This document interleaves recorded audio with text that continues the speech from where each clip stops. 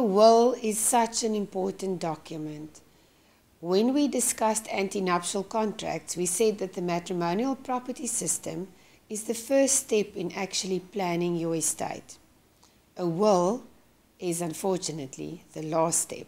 So it is something that we sometimes choose not to think of, but it is not something that we should leave unattended to. A will is the document where you stipulate what should happen to your assets after your death. So this is a directive to what we call the executor of your estate, which is appointed by the master, to enable that executor to wind up your estate and distribute your assets according to your last wishes. A will must be in writing. It must be signed in the presence of two witnesses.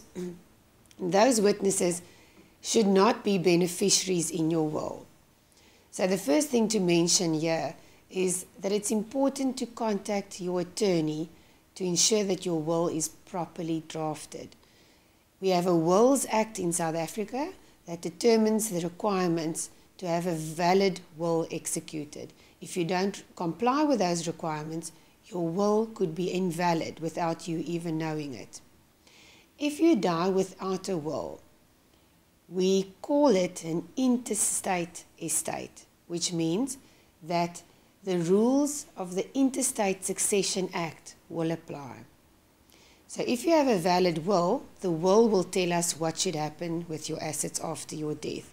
If you don't have a will, other rules according to the Intestate Succession Act will apply.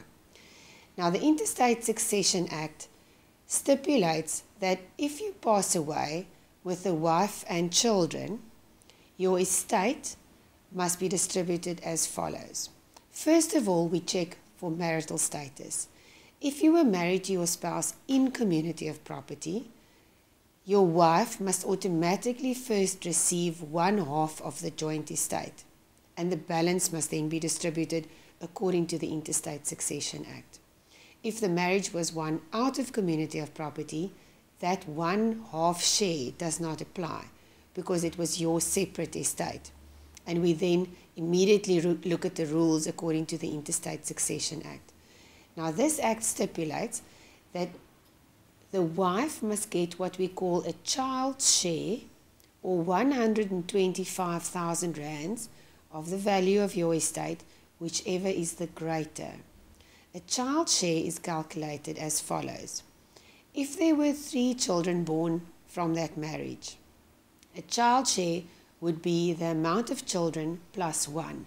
In other words, the wife would be entitled to a 1/4 share of the husband's estate, and the balance 3/4 must be distributed amongst the children. So that is a child share.